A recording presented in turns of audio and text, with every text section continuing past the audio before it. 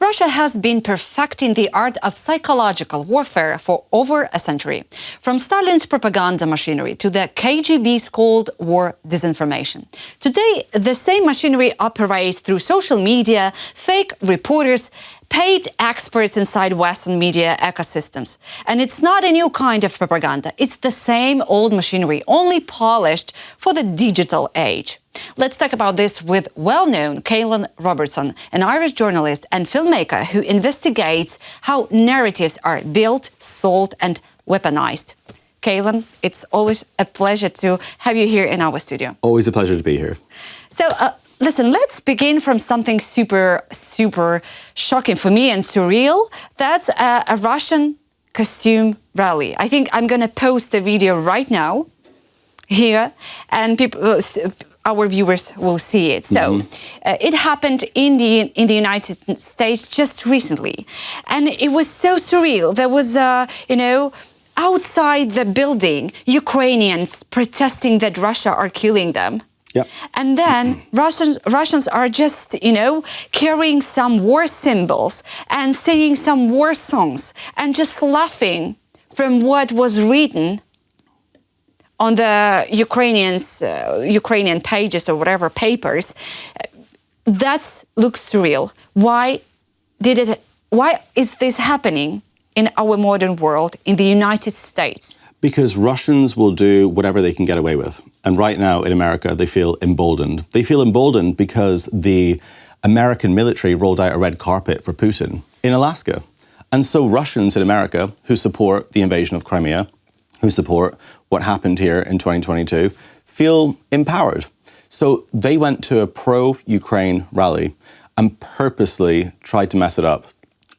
They put out terrorist symbols. They laughed at people who were highlighting stolen Ukrainian children, who were highlighting genocide. And the main point to all of this is, if you're concerned about national security I think the main point is, if you're concerned about national security in the United States, ICE should be raiding the homes of Russians who are driving around in cars with these kind of registration plates. Z Crimea, which is pro-genocide, pro-murder, pro-invasion.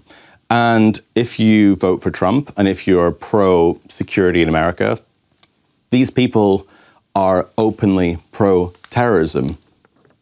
Being supportive of what happened to Crimea and being supportive of what Russia is doing to this country every single day is open supporting of terrorism. And if ICE actually care about going after terrorists and people with terrorist sympathies, they should be raiding the homes of every single Russian in America. But this is the same situation in Europe. The Schengen has allowed 530,000 tourist visas of Russians in the last year. It's up 30% from last year.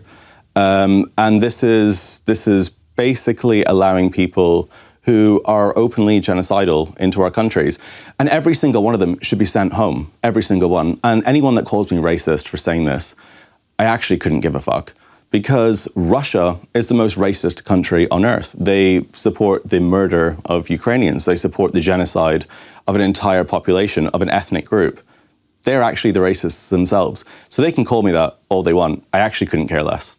Oh, Caolan, I see you very angry today, to be honest, in a very good way, pro-Ukrainian way. But I think that, you are done with the Russian propaganda in general. Still, you mentioned the Alaska. Do you think there was a turning point when people carrying that Z symbol, with a pride, as a symbol of terrorism, but they are carrying it with a pride. Do you think that was a starting point, that Trump was greeting Putin, dictator Putin, killer Putin, on the American soil with that, with a smile and greetings? Or you think that's just something happening in the United States, something very deep, why Russians feel so openly, freely saying those things and showing those things? No, this started in Alaska.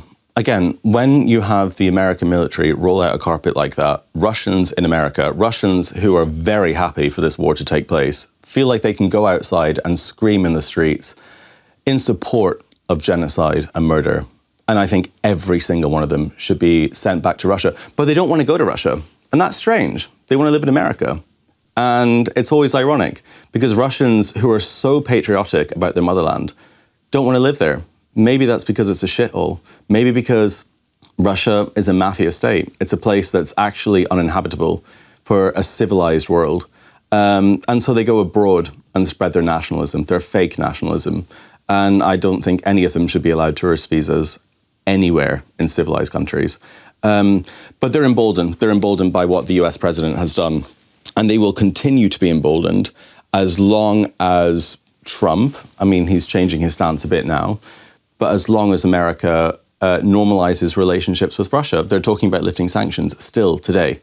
And all the Russian refugees, Amazon refugees I call them, who only left because they didn't like the sanctions, are celebrating. They're opening champagne. Yeah, you're absolutely right. I'm recalling 2022, just I think the whole year since the Russian full-scale invasion to Ukraine, in the United States particularly, because I've been there for 3 months in 2022, Russians, they were silent, to be honest. They were not organizing any events of their culture, of their outfit, which they're actually sold from Ukrainians. So they were not organizing any festivals dedicated to Russian culture, food, or whatever.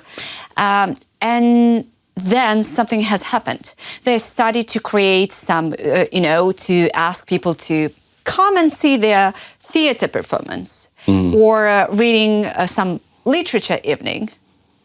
So, and it just, they were just quiet and feeling sorry, not for a long time. Yeah, well, Russians have also weaponized culture for a long time. This is what we saw with Russians at War at the Venice Film Festival. Oh, yeah. They export fake versions of culture, usually stolen Ukrainian culture, actually. Their opera houses are usually stolen songs from Ukrainian opera singers. But this is a country that is always on the defense and always playing the victim. And that's what they're doing now. But they feel more emboldened than ever. And they shouldn't be. I mean, they should just go home, back to where they belong. Every single one of them. They don't belong in civilized countries. If you behave like that, if you export terrorist ideologies like ISIS does, we don't allow ISIS fighters back to Britain. We don't allow people that were part of Al-Qaeda back to America. If you try to get a flight to America now, there's a form that you have to fill in that says, have you been to Syria? Have you been to certain countries? Do you support terrorism? So we should be against that. But we allow Russians who support terrorism here every single day. Makes no sense. I was thinking today that probably we will never get to the day and point when everybody will be against that. Everybody will be, on the same page against Russian terrorism or whatever terrorism on earth. The issue is as well is that Russia is very good at propaganda, and Russia has sent and exported the elite of their children to Oxford, to Cambridge, to Harvard, to Yale, and to the elite schools. And that's the schools that our politicians go to. And so whenever you ask any politician in Britain or America or France what they think of Russians, they think back to their childhood days of when they were friends with a Russian and everything was okay and there's some good ones and it's all kind of fine. But this was an integral part of that propaganda, and we have allowed that to infest for far too long. And now I'm honestly on a rampage with this. I'm completely sick of it. And seeing cars with registration plates like this, with Z Crimea, that the DMZ allowed in America, this is a new level. This is an escalation. It's a new level of normalization of terrorism. What Trump could do with that thing? Well, Trump doesn't really care. I mean, Trump, he's allowed Tomahawk missiles into this country, which is great. But he kind of he thought that he could have this war over with in 3 days. That was his campaign promise. He's annoyed that he was betrayed by his good old friend Putin. He realizes that Putin is as genocidal as he is. So now he's kind of fed up with it. So he's not going to actually clamp down on what he needs to do. But his shift is quite interesting. He has started to side with Ukraine more because Trump wants to be on the side of winners. He doesn't like to be on the side of losers. All Trump cares about is himself and whoever he can surround himself with that's winning. He's a narcissist. And I think he thinks that Putin is a loser. Putin is losing this war. Putin is terrible on the world stage. And so I think he's arming Ukraine right now because he realizes that to be on the side of losers is to be on the side of Russia. So it's an interesting shift. I just imagining the Russian bots commenting on this quote right Yeah, now. well, they can comment whatever the hell they like. Yeah. That's fine. No. I'm just, yeah, that's a good thing. That's a good point you're saying. Yeah, you know, I just discovered that Al Jazeera recently uncovered a network of ghost reporters. So it's just a fake journalist built from stolen photos, including of dead people, publishing pro-Russian and anti-Western articles across Africa. Why Africa? Because just recently, just a few days ago, I had a conversation with Arthur Snell, actually, the one that we met at the festival of Vladimir Putin Dufakov. And we were talking about the Russian propaganda in the countries of so-called global south. And we were talking about Africa. And then I started to dig deeper, and I realized that there are so many such journalists who they have fake names, fake identity, fake picture, and they're writing something.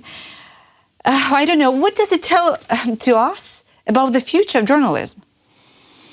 It's a mess. I mean, Russia today have been using AI for a long time. Margarita Simonyan admit to this. She said that we've been using fake journalists for years. The counter to this is YouTube clamping down on AI, which is in a good way in some ways. But things are about to get very, very, very messy. Russia are far better than Britain and America and even Ukraine in propaganda and bullshit. And they're going to really, really weaponize things in the next few years. So I'm extremely concerned about it. There isn't really a counter to this. There have been tribunals, there have been hearings at Senate meetings in the last few years with judges who are in their 70s or in their 80s who decide policy in the United States. And when asked about tweets that are putting out fake misinformation and propaganda, the judges couldn't decide and understand the difference between tweets and emails. This is how behind we are on understanding warfare and information warfare. We have a judicial system that doesn't know the difference between tweets and emails. We have no idea what's coming next and how to combat it. And it can't just be left to other journalists to defeat fake news. It has to be done at government level, and the government has to start understanding how things are working and how serious it is. And yeah, to be honest, Russia is super effectively using social medias, the comments, and they're so good in false narratives. Yes. Sometimes you're reading that comments, I'm like, okay, you're starting to hesitate in your own knowledge. So, and it's me as a Ukrainian. I could not imagine what Western people, think, and probably It's going to get a lot worse. There will be tweets and TikToks put out of me and you by Russians in the next year saying that we don't like Ukraine, that there's corruption here. There will be AI videos, even of us. I can expect this happening even to me, that the Russians will start using. And it's a threat that we just don't understand yet. And it's going to be really, really, really serious. Do you think what gives you the signs that it will happen? Do you think Russia is that desperate? Or is that just, as I said in introduction, the part of the same machinery, the same approach of propaganda? Russia's in a weak spot right now. Russia on the world stage has been abandoned by the Americans. Putin thought that he had his first hand at Alaska. Trump's now going to arm this country. They're going to amp up their propaganda between now and Christmas through the roof. And they do it because of desperation, but they also do it because they've always done it. The Soviets put out propaganda posters demonizing farmers in the Soviet days. During the Holodomor, they tried to turn Ukrainians against farmers, and they're the best at this. They're the best at turning people against each other and putting out hatred. So they're just doing it again. Yes. You know what? Just recently also, there was a Polish blogger who was attacked in Poland by their own people because people thought she's Ukrainian. And she was attacked. She was describing that people just started to attack her when she went out from the supermarket. So the thing is, what also surprised me, unfortunately, that how effectively Russia used Polish elections just to turn Polish people against Ukrainians. So just Polish attacks their own people without any knowing and understanding. And it's actually, that's killing me. That's killing me. But that is their tactic. It's, if we can't take Kyiv in 3 days, we will surround Ukraine with pro-Putin, horrible, horrible dictators. This is what we've seen in Hungary. This is what we've seen in Belarus. It's surrounding Ukraine with pro-Russian shills because that's their tactic. It's to try and surround this country with pro-Putin governments, and to an extent it's working, and it's unfortunate. But we just don't take the Russian threat seriously enough. We don't tackle election interference. We don't tackle information warfare in the way that it needs to be dealt with. We allow people like Phidias to pollute our politics. And for as long as that goes on for, this will continue happening. But if you look at a map of Ukraine right now and you zoom out, you see Hungary, you see Belarus, now you see Poland. And they're surrounding this country and they have Putin sympathies. It was intentional. Kaylin, can we admit that there will not be any proper pill, medicine against Russian propaganda ever? I mean, I think one day we'll probably wake up and deal with the Russian threat seriously. But at the end of my Estonia documentary, I interviewed a woman who survived the Soviet occupation. And she said, survival instincts kick in at the last second, always at the last second. When you realize that you might go extinct, when you really realize what the true threat is, that's when you start caring. And that's when you start taking action. And there's a movie called And there's a movie called The Day That the Earth Stood Still. And it's about a sort of alien landing in New York. And just at the very, very, very last second, that's when humanity acted, because it thought that it would go extinct. It realized the true threat. And we saw this in World War II. America hesitated right up until the last second to help Britain. And that's the moment that we stormed the beaches in D-Day, because Britain thought that it would go extinct. And it might take that to defeat Russia, the moment that people realize that they're facing extinction. And that's unfortunate. Have you seen the movie, the American movie, Don't Look Up? Yes. Yes. That. So that's also what's happening right now. Everybody's saying about, as you said, the Russian threat. That's a serious thing happening. Yes. And nobody cares. And people just, still being friends with Russia, making business with Russia. And it's a great analogy. And that film is great because it shows the TV news networks pretending this isn't happening, pretending there isn't a threat, pretending that there isn't terrorism on the streets, pretending that Russia isn't the aggressor. And they're all acting like everything's okay. That film is a perfect analogy of what Russia is doing to this country and what Russia will do to the rest of Europe. And the film ends with the annihilation of Earth. Rightfully, because if we allow fascism and extremism and places like Russia to continue what they're doing, it would be the end of the world. So it's fitting. I was reading the quote that said that against the best enemy of any propaganda is intellectualism. Is that what you mean when you're saying waking up? No. Knowledge? No, I think it's investing, putting MI6's resources, deporting Russians, taking the Russian threat seriously. It's allocating all of our intelligence services in the rest of the West to combating Russia, to not allowing them to enter our countries, to not allowing them to drive cars with registration plates that support terrorism. That's the moment that we wake up. Last year I had a meeting in Brussels at the European Union. I had a meeting with a lot of people there. It was kind of a huge excursion for journalists. And I was a part of this group. And I remember when we were at the Department of Cybersecurity at the European Union, and they said, we were talking about the Russian propaganda. And the narratives they are spreading, actually lots of narratives about Zelensky that I haven't heard ever. And something about he's having villa where he's spending money, that he's stealing money.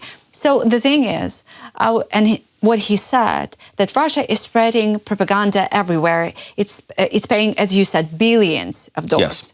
But they said, you cannot imagine how much money they're spending on propaganda against Ukraine. It's like the top of the top. Yes. Especially for the last around 5 years. Just enormous amount of propaganda. It just, wow. Which doesn't really work because people in Ukraine know propaganda when they see it now. And the idea that so Russians are sort of... So? I think it's so easy sometimes even for very smart people to become a victim of propaganda. Well, that's true. I mean, I always say that countries that have a closer proximity to Russia understand it far more. Far more. But yeah, I mean, that's also true. But Russia like to focus all the propaganda on the conscriptions that are happening here and people being abducted in the streets and people being, whatever. Whereas this is actually only really seriously happening in Russia. Nightclubs being raided constantly, gyms being raided constantly. The people that are fighting here in this country are volunteers, people that choose to fight.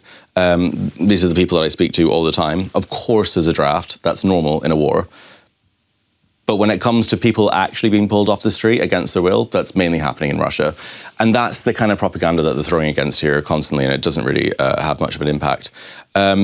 My biggest concern is that it works in Britain and it works in America. Every single time I go home, I feel like I'm going crazy because people have no idea about the Russian threat. They think that there's two sides. I was on Irish TV recently, and they were like, what about people on the other side? What about, On what side? On the other side of the front line. That's what they asked me on Irish TV. Do they not have feelings? Do they not have dreams? And I was like, yeah. When I was looking up at a drone that was about to drop a grenade on me in Kherson, I was definitely looking through the lens and thinking, I wonder what the operator thinks. I wonder if he has a family. I wonder if he has dreams. That's a dark humor. Bullshit. Yeah, no. This is the problem with Western media. Is it thinks that this is a two-side situation, and it isn't. There's an aggressor and there's an innocent country. But yeah, I mean, no time for this. Yeah. Kaylin, I was privileged to be on your premiere of a movie that touched me so much. The movie about a lot of ways of Russian genocide against Ukrainians. And that was a movie about Ukrainian farmers, and especially about Ukrainian farmer Alexander. You mentioned him before. And Alexander Gordienko, he just recently died, and that was a very, very sad story. Every loss of Ukrainian is a very sad story. Of course. But he was a heroic person. And how are you right now feeling after you going to release movie publicly? What reaction you wanna see from the audience? What message the audience see and hear and understand from this touching documentary? I want Americans that support freedom and democracy to look at that farmer, to look at Alexander, who carried a shotgun every single day, who was badass, Texas style, and for them to realize just what Russia is doing and what's at stake. Everyone loves farmers all across the planet, and he had a choice. He could have gone anywhere else, but he stayed to defend his land, to grow food from his soil, and he represents every single value of America, which is freedom, democracy, and the love for your country. And that is what is at stake in Ukraine. And that's why so many Americans love Ukraine. But that's also why I made this film, because he represents everything that Americans believe in. And what Russia is doing, a communist, dictatorship, fascist state, is to destroy that freedom. And he represents it.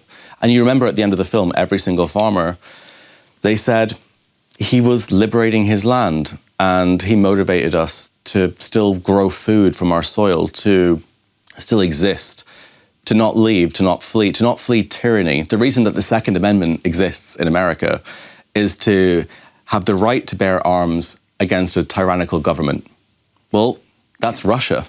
And that's what he did when he held his shotgun. Yeah. And that's why I made that film. Wow. And also in that movie, that amazing Ukrainian lady farmers they were explaining why they are doing this, why they are not running away. Extremely touching, to be honest, because I was like, and their optimism, Kaylin. I think sometimes people who are far away from the front line, far away from the threat that they are living under, and they are not as optimistic as those people. Feels like they're just living and, enjoying every minute of their life. And thanks to them, we have food and bread and vegetables on our tables. They're amazing. Their optimism, again, it comes back to what we talked about earlier about survival instinct kicking in. So many of the farmers that I interviewed said, we didn't realize what we had until it was gone. When Kherson was liberated, then they came back and they realized how beautiful and fertile the soil was in their country. And that's when they realized this new appreciation for their home. And that's also why every single farmer I spoke to used to speak Russian, but they learned Ukrainian to make a point. And that's why they're not going to leave. It is the most inspiring thing I have ever seen in my life. And Khersonians are incredible. When you were presenting the movie, the family of Alexander Khordienko was there. Mm-hmm. I think probably all of them, or mostly all of them. Yes. What feelings did you have at the moment? I remember you was quite speechless, to be honest. I was speechless. I mean, Alexander's his daughter was there, everyone was there. They gave me, I remember I was standing on stage and they handed me a bread from his last harvest. And they just appreciated the fact that someone was telling their father's story. And it was strange because a month ago, this week, I was on a flight to Ireland and I was looking out at the clouds and I found out the news that Alexander was killed. And I became obsessed with his story and I couldn't stop thinking about him. And Alexander's daughter said to me that on his way to heaven, he stopped on that plane and told me to make this film. And I'm not spiritual, but there's something spiritual about all of this. And she realized that I'm very good at storytelling and very good at filmmaking. And I was probably the best person to be able to show this. It was unbelievable. But I'm just extremely proud and privileged to have been able to tell his story. But everything in Ukraine feels so symbolic. That bread that they gave me had the symbol of Ukraine at the top. It had the flag underneath it, and it had corn sewed onto the side. I've never felt anything like it before, but it felt right. I'm really glad that I could have told that. But they turned that misery of their father being killed into passion that I've never seen anywhere else in the world. And his legacy was incredible. So I've just felt proud to tell that film. But I mean, I'm still kind of processing it, really. Yeah, it's actually, this film, it's worth to be seen by millions. And that's what I want to happen with this movie. They will. And, to summarize probably on some inspirational note, I know you have a very good news about donations to the Ukrainian 69 Brigade, right? Mm-hmm. Yeah. Just tell me what has happened. Maybe our viewers don't know, but you are very persistent with the donations and helping Ukrainian army to get what they need. So what did you get? What has happened? Yeah, no, so in the last couple of hours, I got a voice note from the brigade. So how do I explain that, actually? In the last few hours, I received a voice note saying that I finally hit the target, and this was to get 2 trucks to the front, to units that are in Pokrovsk. And these cars are amazing. They've got jammers on the top, and it was extremely exciting to hear this. Amazing, because I love telling the truth about what's happening in this country, and I love telling stories about what Russia's doing and exposing the war crimes that is happening here. But being able to physically help people who, I love soldiers on the front. Every single time I stay with units in Sumy or Dobrobilia, anywhere, they always cook an amazing meal, and they just are the best people, the best. And being able to get them cars feels incredible for the soul. So this has just happened. This is great, and I think I'm going to try and donate a lot more. But it was always hard to do because I'm a journalist. I'm not an activist, and I would get accusations by saying, "Well, you're on the side of Ukraine. You're being paid by Zelensky. You're doing this and this and this." But I don't really care about that anymore.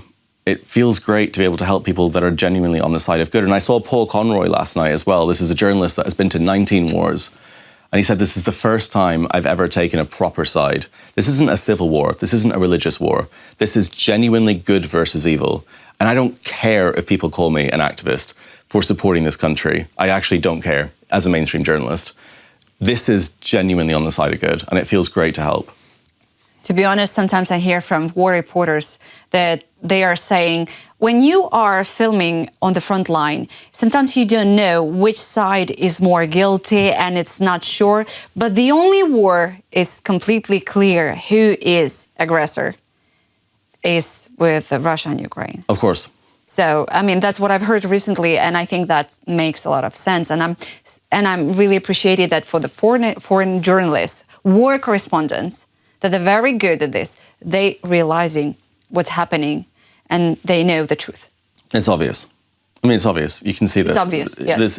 Every single time I've seen a missile attack, it's been against a civilian building. It's been against innocent people everywhere. In Kherson, drones targeting buses, maternity wards in Odessa, priests in Kherson.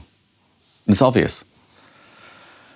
So that's why it feels great to be able to actually tangibly do something. But yeah, I don't care about anyone that says otherwise. Yeah.